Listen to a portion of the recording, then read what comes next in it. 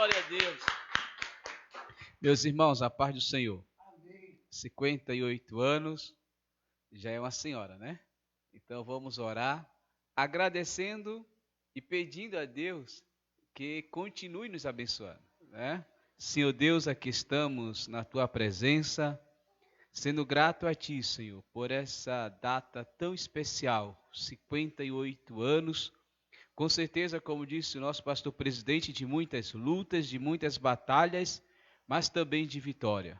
Agradeço pela Igreja Unida no Brasil e no mundo, por cada pastor, por cada líder, por cada pastora, que o Senhor venha continuar abençoando este ministério, que o Senhor venha abençoar a nossa liderança, que os projetos aconteçam e que tudo aquilo que esteja impedindo, que esteja amarrando, seja desfeito em o nome de Jesus. Ó Deus, apresento em especial nas tuas mãos o pastor Renato, pastora Débora, líderes desta igreja aqui no bairro Santa Efigênia, que a cada dia venha crescer, que a cada dia venha multiplicar, que o Senhor venha continuar usando eles, Senhor, com poder, autoridade nas tuas mãos. Abençoa cada membro, que essa igreja seja missionária e que ela seja um referencial, não só no bairro Santa Efigênia, mas para todo o ministério. Venha, Senhor, continuar conosco em o nome de Jesus. Amém, Senhor, e amém. Dê uma linda salva de palmas em agradecimento pela Igreja Unida. Glória a Deus. Meus irmãos, abram sua Bíblia, no mesmo texto que nós estamos usando. Vamos ver se os irmãos se lembram. Qual é o capítulo, irmão? Qual é a referência? Que nós usamos nessas últimas, Gênesis 3, né? Que é a nossa base. Os irmãos podem sentar, que aqui eu só vou pegar como base, mas eu já vou pular para uma outra referência. Gênesis 3. Nessas 2 quintas-feiras, hoje a terceira, nós estivemos falando sobre o plano da salvação. É claro que esse tema ele é mais abrangente. Outros pastores podem vir aqui falar sobre outras perspectivas, temas que eu não abordei, e até porque isso é muito profundo. Temos muito conteúdo e graças a Deus por isso. Porque temos uma fonte inesgotável e que ninguém vai conseguir zerar ou secar esse assunto tão maravilhoso. Então, na primeira segunda-feira, na quinta-feira, nós falamos sobre a queda do homem, né? A queda e as suas consequências para a humanidade. Afirmamos que o que aconteceu no Jardim do Éden se estendeu para todos nós. E todos os homens, pós-queda, são ou somos pecadores. Ninguém pode bater no peito, por mais temente a Deus, por mais que ele seja uma pessoa que zele pela sua vida espiritual, ele não pode bater no peito e dizer, olha, eu sou um exemplo e que, olha, sou quase membro da Trindade. Não, todos nós somos pecadores. Nós temos uma natureza pecaminosa. A nossa inclinação sempre é para o pecado. Mas pela graça de Deus, nós temos uma vida redirecionada. Isso significa dizer que apesar de termos uma natureza totalmente contaminada, totalmente degenerada pelo pecado, nós temos a graça de Deus de seguir a palavra e nos santificar a cada dia. Isto por graça, por bondade, por misericórdia de Deus. Na quinta-feira passada, nós falamos sobre a redenção. O próprio Senhor Jesus deu-se, ou foi o preço, para que resgatasse a humanidade que estava perdida. Cristo é a nossa redenção.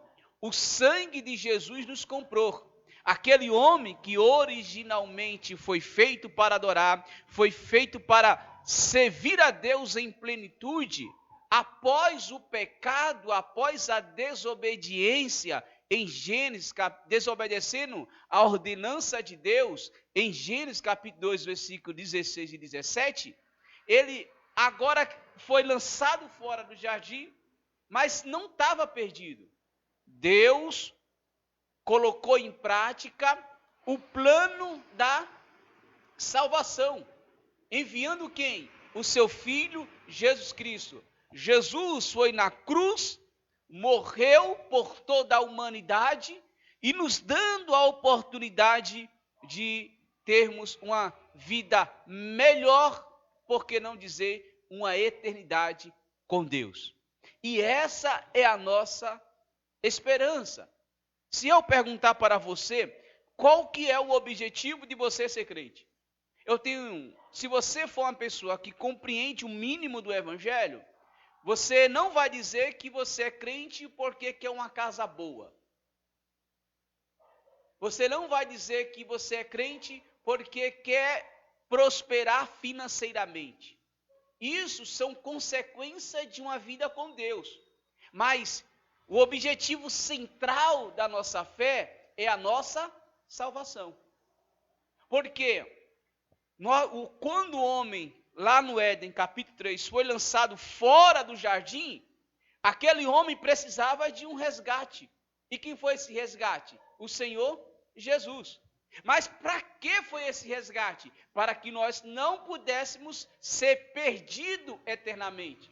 O resgate tem por finalidade de trazer o homem para perto de Deus, de o plano original ser executado.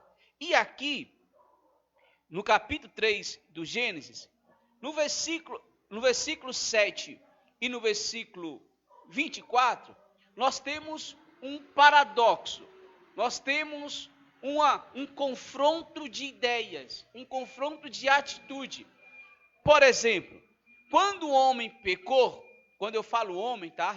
Me refiro à mulher também. Quando os nossos pais, Adão e Eva, pecaram no Éden, automaticamente eles caíram espiritualmente.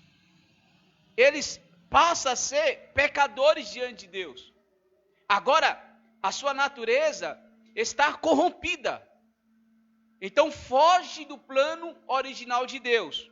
Agora veja, que a Bíblia vai dizer que os olhos de ambos, Adão e Eva, foram abertos. Esse for aberto é ter a consciência do seu estado. Ele agora tinha a malícia.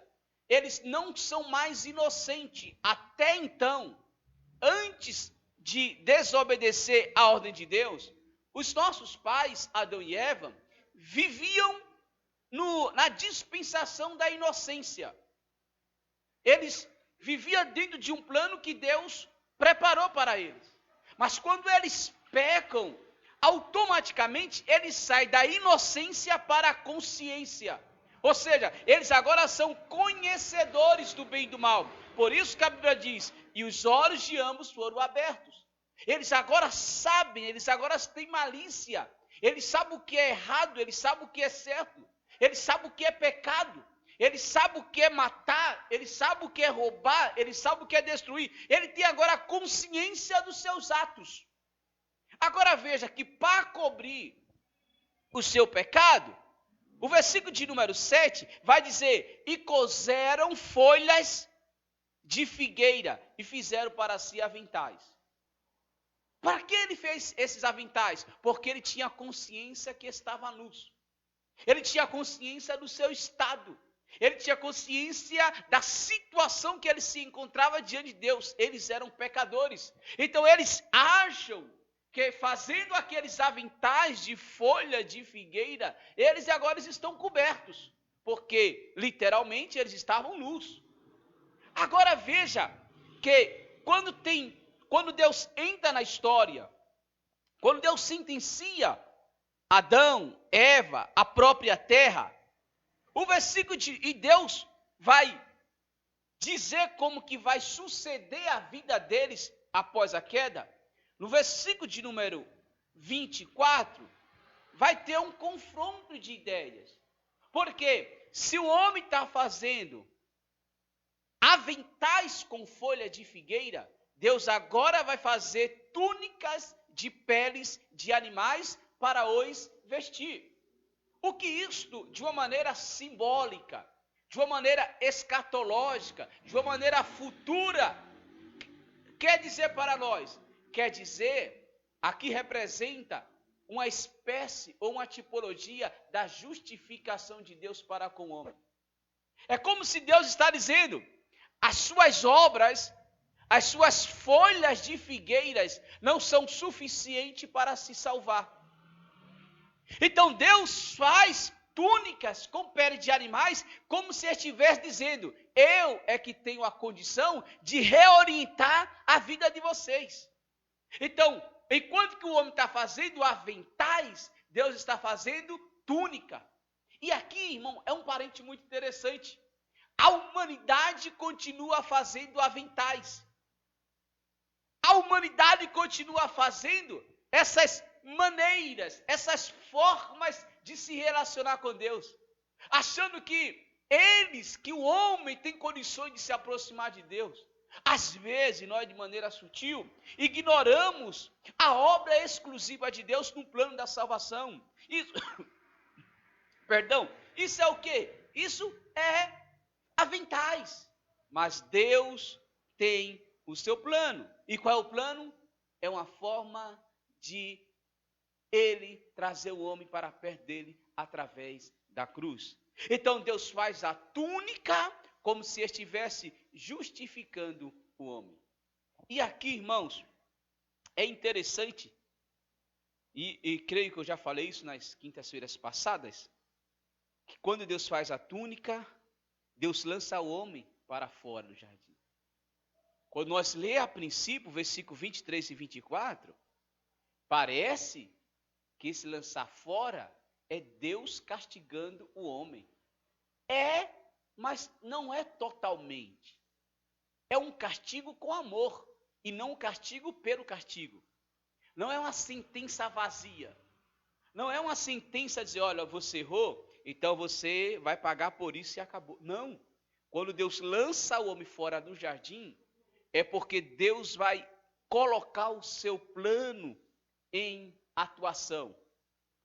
É que Deus agora está vendo que no futuro vai se cumprir o que ele mesmo disse no versículo de número 15. O que ele disse no versículo de número 15 do capítulo 3? Que a semente da mulher ia o quê? Esmagar a cabeça da serpente. Quem é esse semente da mulher? Os teólogos chamam isso de proto-evangelho. É o próprio Senhor Jesus. Gênesis capítulo 3, versículo 15, é a primeira referência, é a primeira profecia que aponta para o nascimento de Jesus. É forte. É a primeira referência na Bíblia de que Jesus vai voltar. E é o próprio Deus que está dizendo, voltar não, nascer, né? Deus está dizendo que o seu filho vai nascer de uma mulher. Isso é tremendo, irmão. Aqui nós estamos no início da civilização humana. Nós estamos aqui, no Éden. E lá no Éden, Deus está dizendo, o meu filho vai nascer. A semente da mulher vai nascer e vai esmagar a cabeça da serpente. É por causa dessa profecia que nós podemos se alegrar em Deus e dizer que nós temos uma viva esperança. Porque, de fato, Gálatas capítulo 4, versículo 4, vai dizer que Jesus nasceu de mulher, na plenitude dos tempos, e nós, pelos evangelhos, Mateus, Marcos, Lucas e João, que narram a vida de Jesus, vai mostrar que Jesus morreu, Jesus nasceu, desempenhou o seu ministério, morreu, mas ele ressuscitou. Você crê que Jesus ressuscitou? A maior mensagem é a mensagem do túmulo vazio. A maior mensagem que nós podemos dela extrair lições preciosas, é a do túmulo vazio. A cruz está vazia. Glória a Deus, falou? Maravilha. A cruz está vazia. E é por causa dessa cruz que está vazia que nós descansamos em Deus. É por causa dessa cruz vazia que nós temos a esperança de que, apesar dos nossos pais no Éden ter sabotado, de certa forma, o plano original, nós não estamos perdidos. Apesar de o plano sair um pouco da rota no Éden, na cruz, Jesus atraiu para si todos os homens, nações, tribos e povos. Por causa da cruz, nós temos a esperança da glorificação. E o que é a glorificação? É aquilo que aconteceu com o próprio Jesus. É a ressurreição.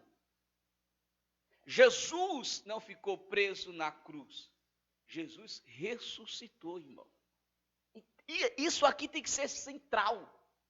Jesus ressuscitou. Venceu a morte. Ele é o exemplo daquilo que vai acontecer conosco. Jesus é a analogia do que vai acontecer com a igreja, do que vai acontecer com aqueles que servem a Cristo. E eu gostaria de chamar a sua atenção, se possível, abra sua Bíblia em 1 Coríntios, capítulo de número 15. 1 Coríntios, capítulo 15. Em especial, os versículos, a partir do versículo 45. É um texto interessante e que faz um paralelo com o primeiro e o segundo Adão. Veja bem, quem foi o primeiro Adão? Foi aquele que viveram no Éden. Esposo, marido de Eva, pai de Caim e Abel. Esse é o primeiro Adão, que pecou, que desobedeceu a Deus, que foram expulsos do Éden por causa do seu pecado, por causa da sua desobediência. Esse é o primeiro Adão. Mas veja o que vai dizer Paulo em 1 Coríntios, capítulo 15, a partir do versículo 45. Assim está também escrito: o primeiro homem, Adão, foi feito alma vivente, nepeste. O último Adão, em espírito vivificante. Mas não é primeiro o espiritual, senão o animal, depois o espiritual. O primeiro homem da terra é terreno. O segundo homem, o Senhor, é do céu. Qual terreno? Tais são também os terrenos. E qual celestial? Tais também os celestiais. E assim, como trouxemos a imagem do terreno, assim traremos também a imagem celestial. Isso é forte, irmão. Observe. E assim como trouxemos a imagem do terreno, assim traremos a imagem do celestial. E agora digo isto, irmãos, que carne e sangue não podem herdar o reino de Deus. Nem a corrupção herda a incorrupção. E eis aqui vos digo um mistério. Na verdade, nem todos dormiremos, mas todos seremos transformados. No abrir e fechar, no momento, no abrir e fechar de olhos, antes a última trombeta, porque a trombeta soará, e os mortos ressuscitarão incorruptíveis, e nós, a igreja, seremos transformados, porque convém que isto que é corruptível se revista da incorruptibilidade. E isto que é mortal se revista da imortalidade. E quando isto que é corruptível se revestir da incorruptibilidade, e isto que é mortal, se revestir da imortalidade, então cumprir-se-á a palavra que está escrita: tragada foi a morte na vitória. Onde está, ó morte, o teu aguilhão? Onde está, ó inferno, a tua vitória? Ora, o aguilhão da morte é o pecado, e a força do pecado é a lei. Mas graças a Deus, que nos dá vitória por nosso Senhor Jesus Cristo. Portanto, meus amados irmãos, se ele usa o portanto, ele está se referindo a tudo que ele falou anteriormente, não é isso? Ele está concluindo. Portanto, meus amados irmãos, sede firmes e constantes, sempre abundantes na obra do Senhor, sabendo que o vosso trabalho não é em vão. O capítulo 15, todo, os 58 versículos desse capítulo, Paulo vai tratar da questão dos mortos, da ressurreição. Porque tinha uns perturbados na igreja de Corinto que pregavam que não haveria ressurreição.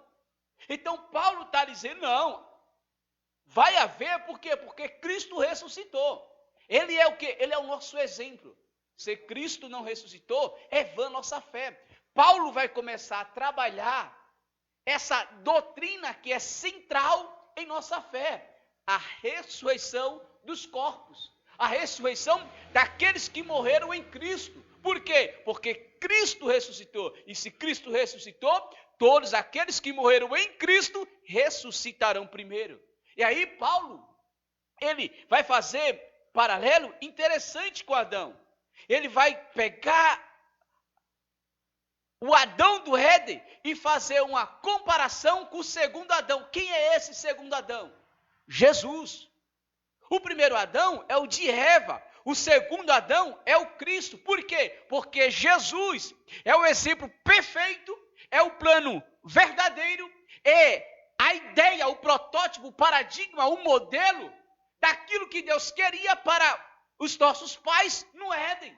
Então, quando nós olhamos para Cristo, nós automaticamente é levado a pensar que Jesus é o plano ideal para o homem viver no Éden. Mas o homem falhou, mas o homem pecou.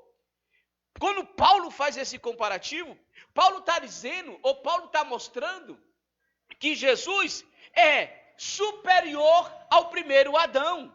Que Cristo é superior ao nosso Pai no Éden. E no versículo de número 22, vai dizer o seguinte: porque assim como todos morrem em Adão, assim também todos serão vivificados em Cristo. Ou seja, quando Adão caiu, toda a humanidade caiu. Isso aqui eu já falei na quinta-feira passada. Porque nós somos da mesma espécie. Ele é o nosso ancestral. Ele é o nosso pai. Então, quando ele cai, toda a humanidade cai. Não por causa do pecado dele, por causa dos nossos pecados. Agora, aliás, ele é culpado pelos pecados dele e nós somos culpados pelos nossos. Mas a natureza pecaminosa dele, todos os seres humanos herdaram. Inclusive eu e você. Então, em Adão todos morrem. Em Adão todos caíram. Em Adão a humanidade está em afronta diante de Deus. Aí Paulo vai dizer, mas em Cristo nós somos vivificados. Enquanto que em Adão nós morremos, em Cristo nós recebemos vida. Enquanto que em Adão nós distanciamos de Deus, é isso que diz o versículo de número 22. Em Cristo nós somos vivificados, recebemos vida, Ele nos dá vida. Olha aqui. Coisa extraordinária. Enquanto que em Adão nós caímos, em Cristo nós estamos em pé. Enquanto em Adão nós estamos longe por causa da nossa natureza pecaminosa, em Cristo, através do seu sangue, nós temos acesso para com Deus. Em Cristo nós somos vivificados. Em Adão cai a humanidade. E aqui ele vai continuar no versículo de número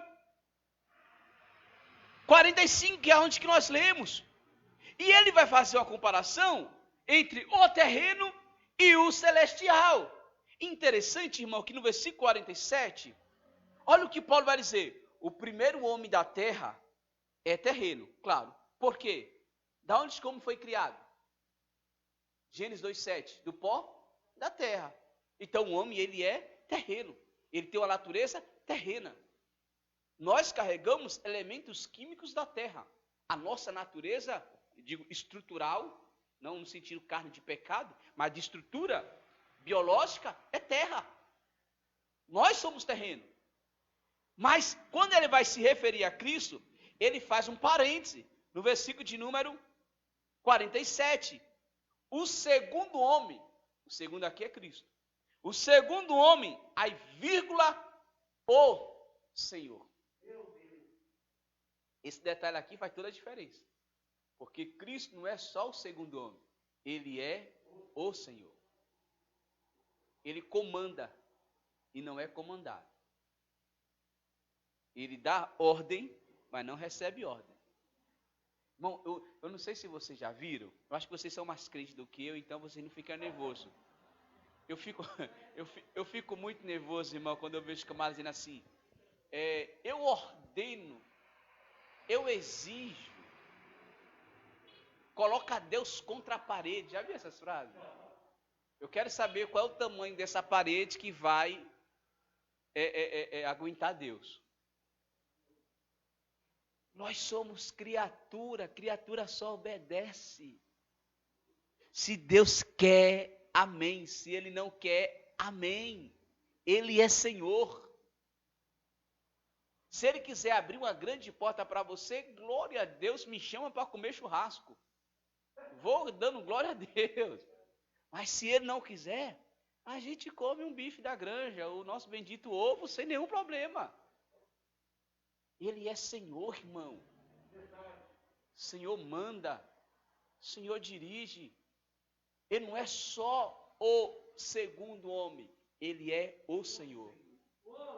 Ele é o cabeça. Mas aí, ele vai continuar dizendo, versículo 49, assim como trouxemos a imagem do terreno, assim traremos também a imagem do celestial. Aqui, claro que poderia ter uma outra exegese mais aprofundada, mas eu vou colocar um devocional aqui. Qual é o devocional? Quando ele fala que nós trazemos a imagem do celestial, não se esqueça que nós somos feitos à imagem e semelhança de Deus. Não é isso que diz a Bíblia? O homem foi criado à imagem e semelhança de Deus. E quando ele diz, irmãos, a imagem do celestial, é o caráter de Cristo em nós. Nós estávamos mortos. Agora, nós temos a imagem de Cristo em nós. A nossa natureza foi transformada. Aquilo que o homem foi sentenciado no Éden, expulso do Éden, em Cristo, ele vai ser resgatado. E termino dizendo, meu Deus, aquele horário ali não é de Deus não, aquele relógio, irmão.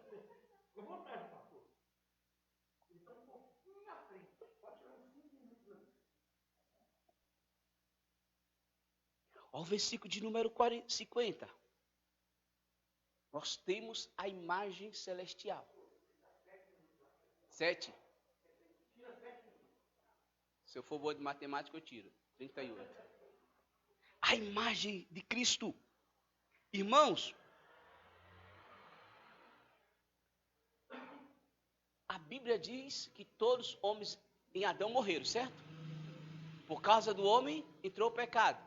Por causa do homem, todos caíram. E por causa do homem, todos morreram. Como que agora Deus vai trazer esse homem para perto dele? Através da morte de Jesus.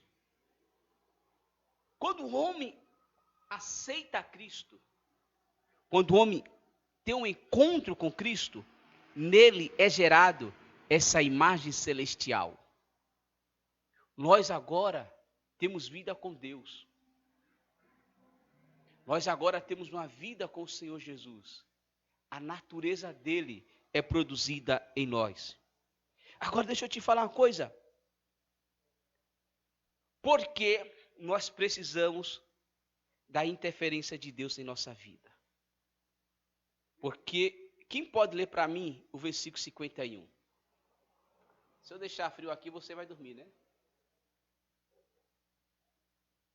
Lê aí para mim o versículo 51.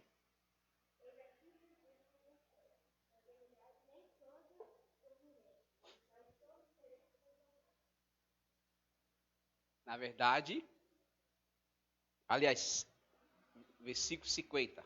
Eu falei qual? 50.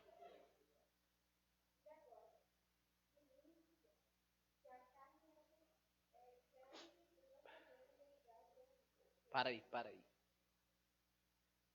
A nossa natureza pecaminosa não pode entrar no céu. Tá.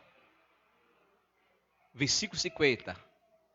E agora digo isto, irmãos, que a carne e sangue não pode herdar o reino de Deus. É por isso que nós precisamos de passar pelo milagre do novo nascimento. O novo nascimento nos dá a natureza de Cristo, mas para entrar no céu, nós precisamos ser transformados. Essa palavra transformado é a palavra glorificado. E quando isto vai acontecer? Versículo 52. No momento, no abrir e fechar dos olhos. No piscar dos olhos. Por ocasião da volta de Jesus. Veja bem, todos aqueles que morreram em Cristo não vão se perder. Amém? Todos aqueles, desde Abel até o último justo, não vão se perder. Eles serão ressuscitados. Mas e os que ficarem vivos? O que vai acontecer com eles quando Jesus vier? Eles serão transformados. Como?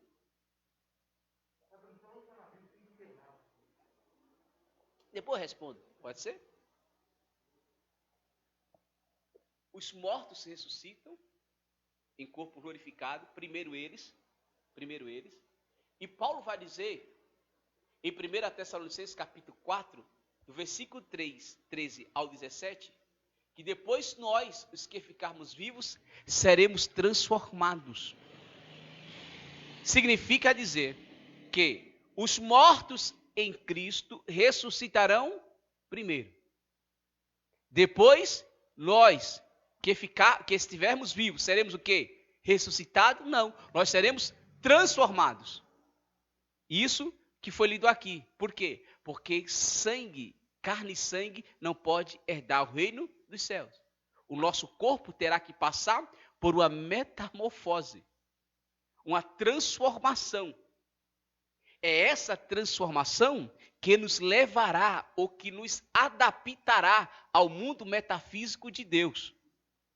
Então, a necessidade do nosso corpo ser transformado é por isso. É porque é um mundo espiritual e nós estamos na matéria. Essa matéria é para o nosso mundo aqui.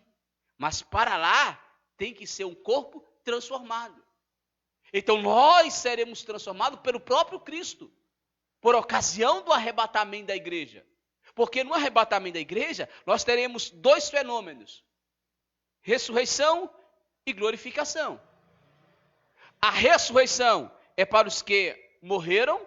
E a transformação é para os que estiverem vivos. E juntos, versículo 17 de 1 Tessalonicenses capítulo 4, encontraremos com o Senhor nos ares. E assim se dará a glorificação da igreja. Então veja, se no Éden o homem perdeu a sua originalidade, na cruz Jesus deu a sua própria vida para trazer esse homem para ele, nos dando a certeza de que nós voltaríamos para o paraíso, mas não mais do Éden, mas sim o paraíso celestial. No Éden, o homem caiu. No Éden, a humanidade caiu. Mas em Cristo, nós somos achados, nós somos comprados, nós somos redimidos para Ele nos trazer de volta para o paraíso. Deixa eu te falar uma coisa. Se o homem foi expulso, em Deus ele foi redimido, através de Cristo. Entenda que a ideia de paraíso não saiu da mente de Deus. Você acha, irmão, que Deus fez tudo aquilo para simplesmente se perder? Não, se perdeu fisicamente. Mas nós voltaremos para o paraíso. A ideia de Éden, jardim, é paraíso. Nós voltaremos para o paraíso, mas não o do Éden, que é caído, mas para o paraíso celestial. Nós seremos, a igreja será glorificada para viver no paraíso. Em um paraíso eterno. Glória a Deus. Para viver num paraíso onde não vai ter pecado. Onde nós não teremos mais serpente para nos enganar. Onde nós não teremos mais o diabo para nos tentar. Por isso que eu sempre estou enfatizando aqui essas 3/5. Quando Deus expulsou os nossos pais, Deus não estava sentenciando meramente eles para eles viverem como quiser, da maneira que eles quiserem, não. Quando Deus expulsa, é porque na onisciência de Deus, Deus vai glorificar esse homem através de Jesus Cristo e nós retornaremos para o paraíso desta feita, não mais o paraíso da terra, mas o paraíso do céu.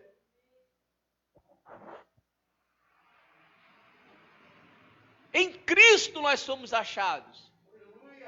Em Cristo nós temos a nossa fé. Em Cristo nós temos a nossa redenção.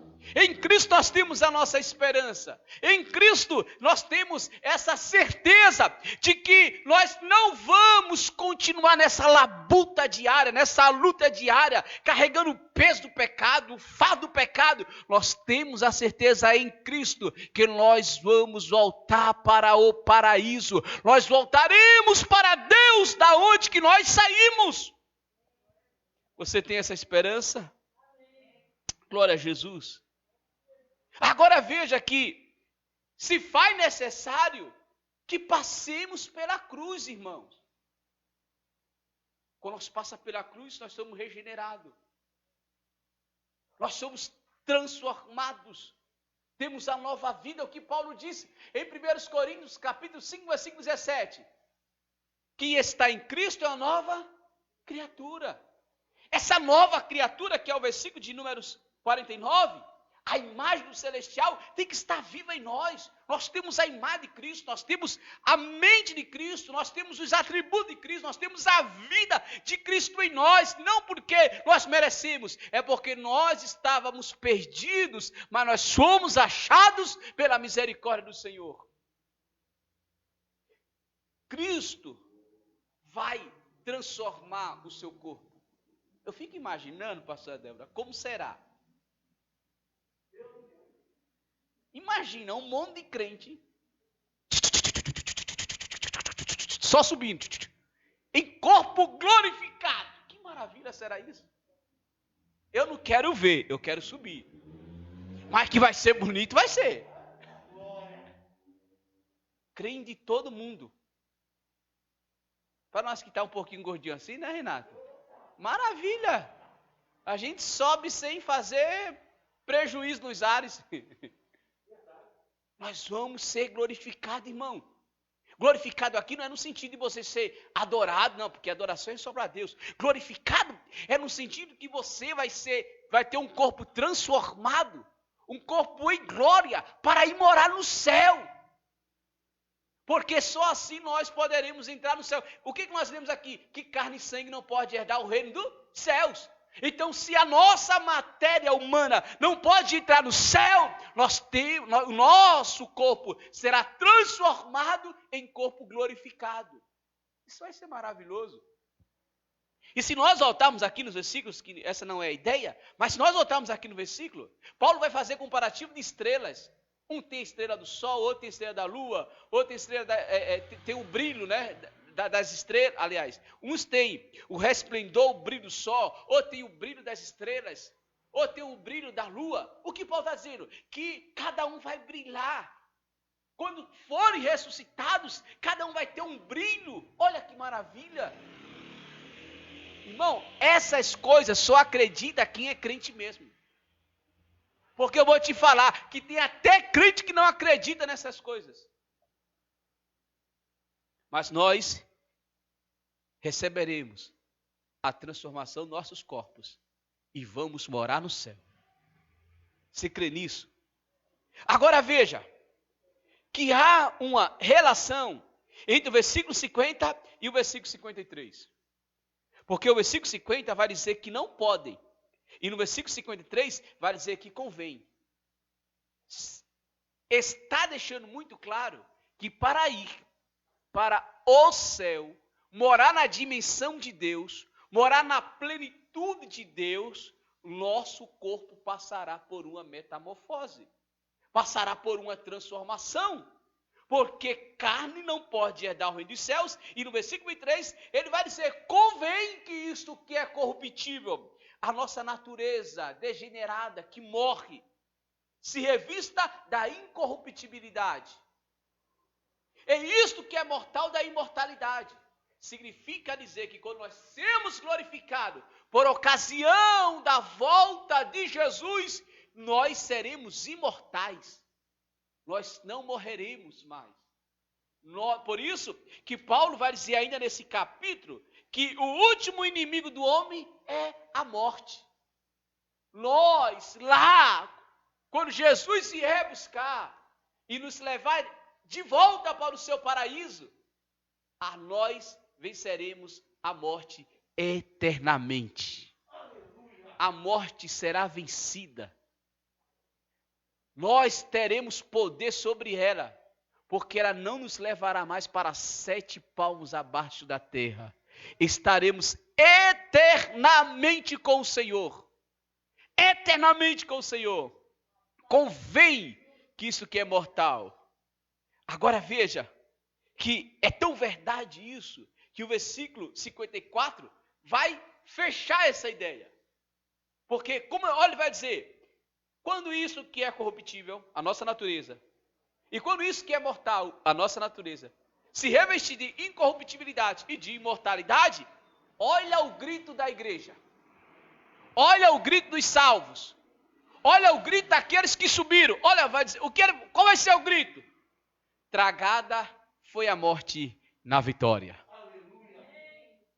Quando estivermos lá, na nossa vitória final, nós vamos dizer, morte, você não tem mais poder sobre mim. Tragada foi a morte na vitória. Onde está a morte, o teu aguilhão? Onde está o inferno, a tua vitória? Mas graças a Deus, que nos dá a vitória por Cristo Jesus, nosso Senhor. Portanto, resumo essas 3 quintas-feiras da seguinte forma. No Éden, Deus tem um plano para o homem. O homem faz mau uso do seu livre-arbítrio, desobedece a Deus, cai, e juntamente com ele, toda a humanidade passa a ser pecadora diante do Senhor. Mas ele faz uma promessa no versículo 15, que a semente da mulher vai esmagar a cabeça da serpente. Então nasce o Senhor Jesus. Ele vai à cruz. Através do seu sangue, ele compra para ele todos os povos. E ainda nos dá esperança. Persevere, vá até o fim, porque daqui a pouco eu estarei voltando. E quando eu voltar, eu levarei você de volta para o paraíso. Essa é a nossa esperança. Voltaremos para o paraíso. Não mais do Éden, mas para o paraíso celestial. Estaremos no paraíso. Viveremos eternamente. E aqui eu faço uma pergunta provocativa para os irmãos. Nós vamos viver para sempre no céu?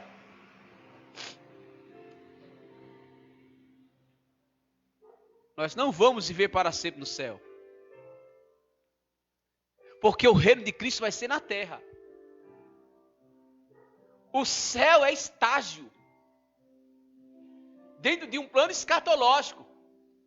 Mas depois do juízo final, qual foi a visão de João? Eu vi descer do céu uma cidade. Não é isso? Apocalipse 22. João viu uma cidade literal. Então nós, irmãos, tenha isso no seu coração. Nós vamos reinar com Cristo eternamente em um mundo totalmente transformado pelo Senhor. Essa terra que nós estamos vendo será transformada. Romanos 8. Ela passará por um processo de redenção. A própria natureza está desejando esse dia. E Paulo vai dizer que a natureza geme querendo a sua redenção. E quando isso vai acontecer? Quando terra e céu ser a mesma coisa. Em breve, nós estaremos no centro do plano original de Deus. Venceremos as batalhas. Por isso que Paulo, ele vai terminar no versículo 58. Meus irmãos, sede firmes. Meus irmãos, sede constantes na obra do Senhor. Paulo, ele apresenta a expectativa da ressurreição, da glorificação. Paulo apresenta para nós o final de nossa fé.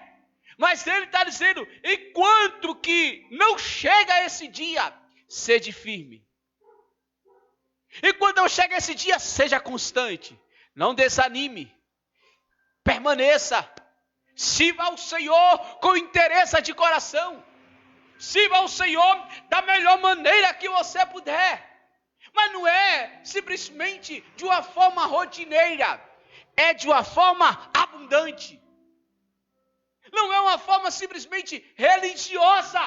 É abundante. E o que é abundante, irmão? É uma vida de relacionamento com Deus. É uma vida de comunhão com Deus. É uma vida de desfrutar aquilo que Deus preparou. Você não pode simplesmente resumir a sua fé em uma expectativa escatológica que ainda vai se cumprir. Você tem que viver esse paraíso aqui na terra. Você tem que viver esse paraíso, porque tudo que nós vivemos em Cristo é uma escatologia para o céu. É uma expectativa, perspectiva daquilo que nós vamos viver amanhã. Mas não chegamos amanhã, nós estamos no hoje. Então no hoje nós temos que viver abundantemente. Nós temos que viver de uma maneira onde nós tenhamos certeza. Servir a Deus é um prazer. Servir a Deus é um privilégio. Servir a Deus é muito mais do que ser membro de uma igreja ou ter uma credencial. Servir a Deus é provar o céu na terra. Nós fomos achados por Cristo para vivermos uma eternidade com Ele. E eu quero te provocar, concluindo essa mensagem. Você tem provado o céu na terra? Pastor, eu não consigo. Eu também não consigo. Mas é a graça de Deus que nos traz para Cristo. Você tem que se permitir, meu irmão. Você tem que ter prazer em Deus. Fraqueza nós temos. Pecado nós temos. Desânimos nós sentimos. Ou não? Quem aqui é Mulher Maravilha e Super-Homem? Todos nós temos nossos momentos de Pedro. E por que não dizer até de Judas Iscariotes? Às vezes, nós só não negamos a Cristo. Nós vendemos também a Cristo. E por coisas tão pequenas, isso é a nossa natureza. É o pecado que está em nós. Mas isso não pode ser uma rotina na sua vida. Nós temos que vencer aquilo que está dentro de nós. E dizer, ó Deus, eu quero te servir com interesse de coração. De forma abundante. Irmão, vou te falar uma coisa. Quem serve a Deus de forma abundante, ele não pede, ele não vive de qualquer forma, ele não vê a igreja como um peso, ouvir uma pregação é um peso, ouvir um louvor é um peso, não, ele tem prazer em Deus. Nós temos uma natureza tão terrível, mas essa natureza já foi redimida, E nós não temos mais desculpa. Nós não podemos passar a vida toda dizendo que é por causa disso, por causa daquilo. Não. Nós já fomos achados em Cristo e Ele nos abriu a porta para vivermos uma vida de abundância. Meu irmão, eu quero te dizer uma coisa, e eu vou até dar a sugestão. Eu quero, na próxima vez que eu voltar, ou vendendo peixe, na próxima série que eu voltar, eu quero falar sobre o batismo com o Espírito Santo e os dons espirituais. Você tem que viver isso, irmão, é maravilhoso. Essas experiências nós temos que ter, senão nós só vamos ficar com a desculpa do Éden. É porque eu sou pecador, é porque eu não presto, é por causa disso. E quando Deus está dizendo, eu já enviei o meu filho, ele já morreu por você, ele já pagou alto preço, o seu sangue já te redimiu, já te resgatou. Agora viva aquilo que eu tenho para você. Deus tem coisas extraordinárias para nós, irmãos. Eu sempre imagino o Deus como um pai que está com os braços abertos, cheio de presente, mas nós temos dificuldade de se aproximar dele, porque achamos que Deus tem um bigodão lá, dizendo, não, comigo tem que ser assim, comigo tem que ser assado. Sabe, a melhor forma de nós se aproximar de Deus é se lançando aos seus pés. Quando a gente se lança, a gente não fica olhando se tem caco de vidro, se vai se quebrar ou não. Nós simplesmente se lançamos. É isso que Deus quer de nós. É que nós não olhemos para simplesmente a nossa fraqueza, mas que nós se joguemos para Ele e dizer, Deus, eu sou tão miserável, eu sou tão pecador, mas mesmo assim, Senhor, eu não quero te largar. É se lançar para Ele, é viver nele. É se relacionar com Ele. Porque quando nós se relacionarmos com Deus, oh meu irmão, nós teremos uma vida extraordinária no Senhor. Espero que essas 3 quintas-feiras que nós estivemos aqui, tenha sido bênção para a sua vida. Que a palavra de Deus entre no seu coração. E que o Espírito de Deus processe o de mais importante na sua vida. Que você entenda que Deus te achou. Que você entenda que você estava perdido, lançado fora do Éden. Mas através de Cristo, Ele te comprou de volta para nos levar para as mansões celestiais. Ele te comprou de volta para te levar para o paraíso. É isso que nós temos que entender. Nós daqui a pouco voltaremos para casa. Nós daqui a pouco retornaremos para o nosso lugar. E aonde que é? Onde estaremos face a face com o Senhor. E assim como Ele é, o veremos. Você tem essa esperança? Aleluia. Irmão, você já parou para pensar que você vai ver Jesus ressuscitado? Você já parou para pensar que você vai ver Jesus ressuscitado? Eu verei Jesus. Eu verei Jesus. Você pode dizer, eu verei Jesus? Veremos Jesus. Glória a Jesus. Nós veremos Jesus, que o diabo se levante, que ele queira colocar impedimento, nós veremos Jesus. Se coloca em pé, irmãos.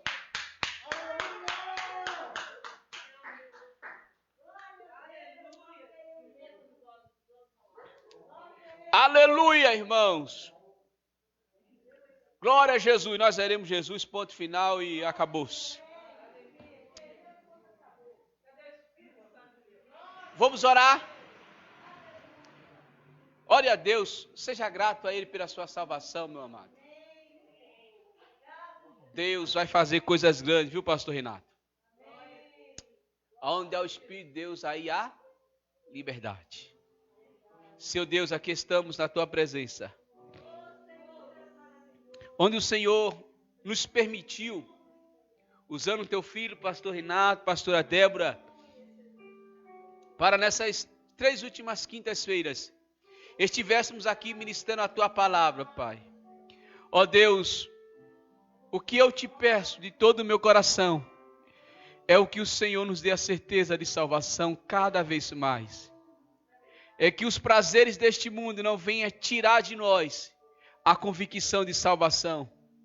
É que este mundo não venha tirar de nós o prazer de futuramente, daqui a pouco, nós estarmos com o Senhor. Ó Deus, eu coloco nas tuas mãos cada irmão que está aqui presente, que está online também. Ó Deus, que o Senhor venha ministrar em nossos corações o prazer pela nossa salvação. Prazer, salvação esta que foi preço de sangue e de um homem inocente, de um homem que não pecou, de um homem santo que andou sobre essa terra, de um homem que nele não havia dolo, mas voluntariamente ele se entregou por nós naquela cruz. Mas voluntariamente ele se entregou por nós, pela humanidade, para que pudéssemos ter a certeza de salvação. Ó Deus, obrigado pelo teu amor. Obrigado, Senhor, porque a porta da eternidade se abriu e nós estamos aqui na tua presença. Abençoa cada um de nós, Pai. Renova a nossa esperança, renova a nossa fé. Abençoa o teu povo para que possamos estar firmes, para que possamos te servir com singeleza de coração. Continua conosco em nome de Jesus. Gabriela.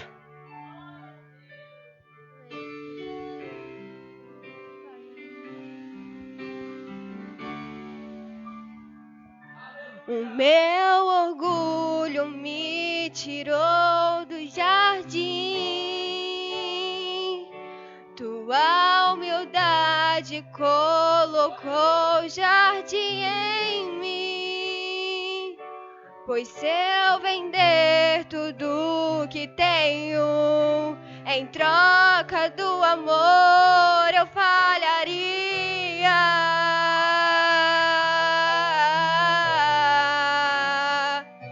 Pois teu amor não se compra, nem se merece.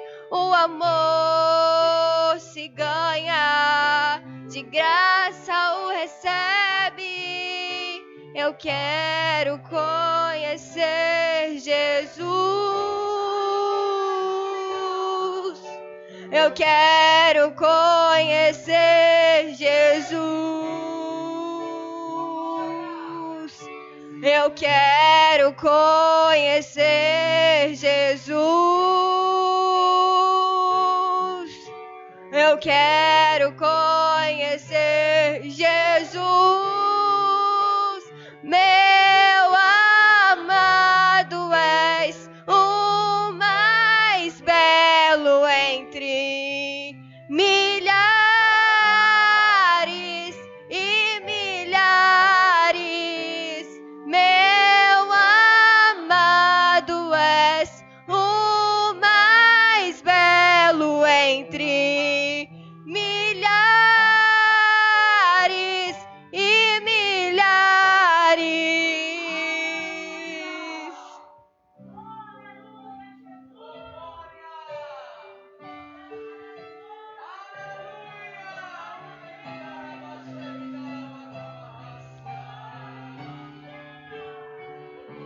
O meu orgulho me tirou do jardim,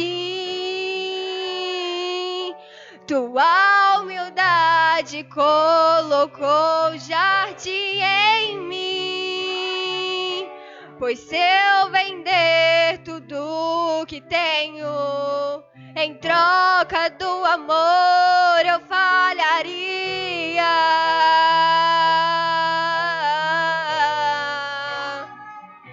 Pois teu amor não se compra, nem se merece. O amor se ganha, de graça o recebe. Eu quero conhecer Jesus. Eu Eu quero conhecer Jesus. Eu quero conhecer Jesus. Eu quero conhecer Jesus. Meu amado, és o mais belo entre milhares e milhares. Meu amado, és o mais belo entre milhares e milhares.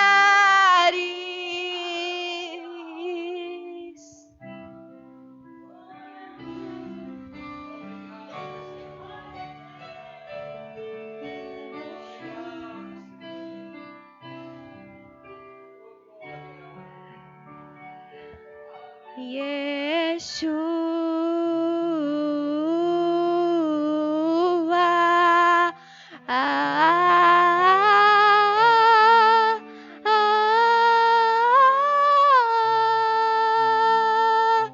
Yeshua.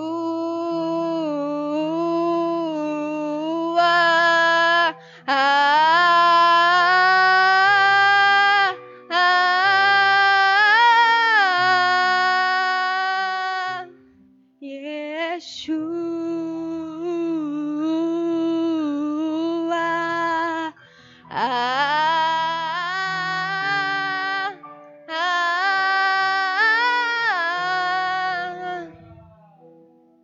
Amém. Glória a Deus. Glória a Deus, aleluias. Eu quero conhecer Jesus. Tem mais alguém aí que deseja conhecer Jesus e vê-lo como Ele é, pastor? Amém? Vamos aplaudir o Senhor por esta palavra, vamos? Que palavra maravilhosa. Queridos, nós já vamos encerrar o nosso culto, mas antes de encerrar, pastor Getúlio, que Deus te abençoe.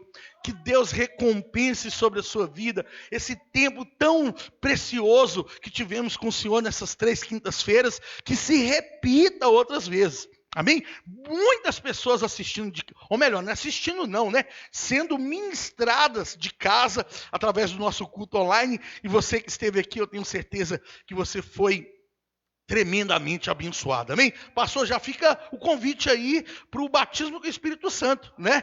Avivamento, falar a respeito do Espírito Santo, amém? Queridos, você, já está todo mundo querendo o dia, amém? Para quem só ouviu essa mensagem de hoje, que está em casa, se você procurar aí no Facebook, no nosso canal no YouTube, tem as outras 2 ministrações. A ministração de semana passada, ela acabou ficando em 2 partes, porque a nossa internet caiu, agora já foi resolvido todo o problema com a internet, né? E então a mensagem de quinta-feira passada, ela acabou sendo dividida em parte 1 e 2, mas essa aqui vai ficar completa no YouTube. Amém? A primeira, a segunda em 2 partes e essa terceira. Amém? Queridos, vamos ficar de pé. Pegue na sua mão você que trouxe o seu dízimo, você que trouxe a sua oferta. Nós vamos apresentar no altar do Senhor nesta noite. No momento do dízimos e da oferta, é um momento que temos a oportunidade de colocar algo material no altar do Senhor. Quando louvamos em espírito e em verdade, quando ouvimos a palavra do Senhor, somos alimentados espiritualmente. Mas quando nós podemos trazer algo material no altar, é o momento que você pode materializar a sua adoração, o seu louvor. É quando você entrega no altar do Senhor, amém? O seu dízimo e a sua oferta. Estamos entrando hoje no mês de julho e eu quero desafiar você que está em casa, você que está aqui, a ser fiel a Deus no seu dízimo, na sua oferta. A nossa igreja, a Igreja Unida no bairro Santa Efigênia, é totalmente mantida através dos dízimos e das ofertas dos irmãos. Irmã Francisca, muito mais que isso, é mantida através do amor dos irmãos. E nós louvamos a Deus por cada um de vocês, amém? Levante a sua oferta para o alto. Pai, em nome do Senhor Jesus Cristo, nós consagramos neste momento os dízimos e as ofertas dos teus filhos que estão aqui, e quem está em casa também, ó Pai, que está propondo no coração neste momento, de ofertar na casa do Senhor. Que o Senhor abençoe cada um dos teus filhos, ó Pai, poderosamente. Deus, que todas as promessas contidas na tua palavra em prol dos dizimistas e ofertantes estejam sobre a vida do teu servo, sobre a vida da tua serva, em nome do Senhor Jesus, é o que nós pedimos nesta noite. Amém? Pode vir ofertar, você que trouxe o seu dízimo, a sua oferta. Você que está em casa, você tem a oportunidade, pode se sentar quem está aqui também. Você que está em casa, você tem a oportunidade de dizimar e ofertar através do Pix. Está aqui no rodapé do seu celular ou do seu PC aí, do seu computador, a chave Pix. Ofertas, igrejaunidasantaefigênia.com.br. Amém? Sábado, mulheres voltadas para a luz, às 19h30, a missionária Cleide vai estar, missionária Cleusa vai estar aqui ministrando a palavra. Você, mulheres, todas as mulheres estão convidadas a estar aqui. Domingo de manhã, às 9h30 e 18h, culto das primícias. Amém? Vamos ficar de pé. Levante as suas mãos, que o grande amor de Deus, a graça do Senhor Jesus Cristo e a doce comunhão do Espírito Santo esteja sobre a sua vida, sobre a sua casa, sobre a sua família, não só hoje, mas para todo sempre. Amém? Vamos encerrar aplaudindo o Senhor bem forte, vamos? Deus abençoe a todos.